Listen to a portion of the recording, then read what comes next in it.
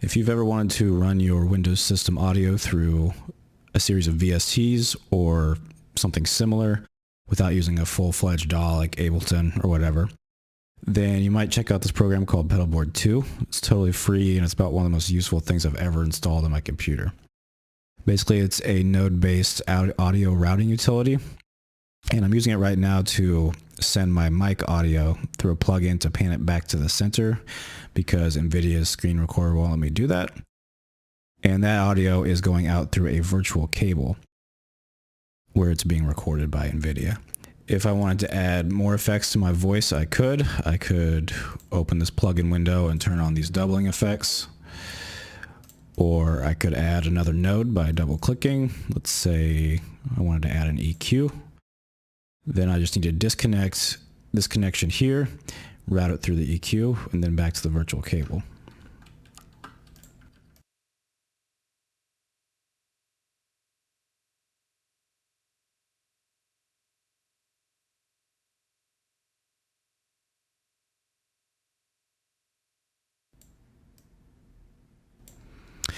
And there we are.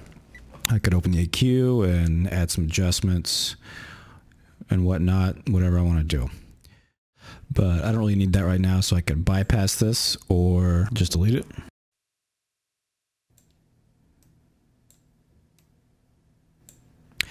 For this video, we're actually going to set up basically the opposite chain of this, where I have the audio device at the end and the virtual cable at the beginning.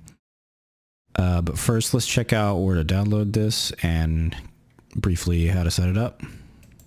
If you don't already have a virtual cable set up installed on your computer, I highly recommend it, and you'll need it for this. So I recommend VB cable. It's totally free. You just download it and install it. And if you need additional cables for other purposes, you can donate and add more cables.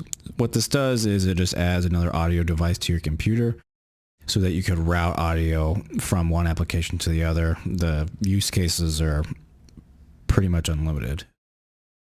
Once you've got that installed and you've restarted your computer, you should have a new audio device named something like VB Audio Virtual Cable.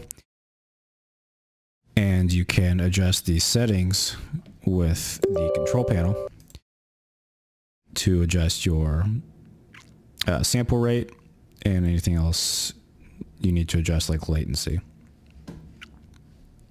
Once you're up and running with that, you'll want to go to this website, nealmoody.com, or you could just search Pedalboard 2 and download and install that for Windows.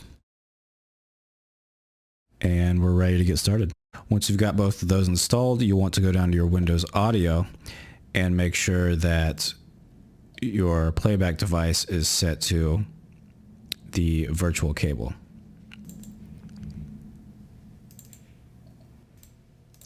I need the other one set up right now. And then you'll want to go into your Pedalboard 2 options, to audio settings, set it to Windows Audio for the device type, and you'll want to set up basically the opposite output and input from what I want here.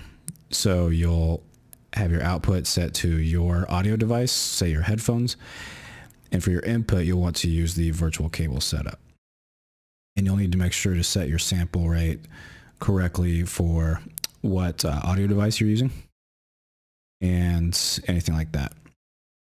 Once you've done that, you can set up your plugin directories. I have quite a few. Under options, you can set up your plugin folders by going to scan, and you can set up your plugin folders there. Once you've done that, you'll want to set up your patch more like this. With the virtual cable in front is the input, and your audio device at the end is your output. And I've got like a NX VST here for Virtual Studio and my headphones, and just another EQ here for whatever I need. For example, there's a bass boost right here.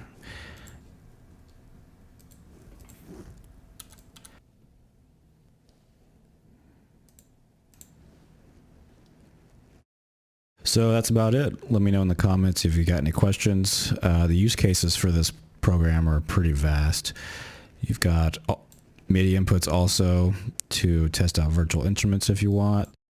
You've got OSC input for other controllers. So yeah, choose your creativity, see what you can come up with. And I use it just for music listening with my virtual headphone setup, or this right now with the microphone. But you might be able to think of more ways to use it. So enjoy.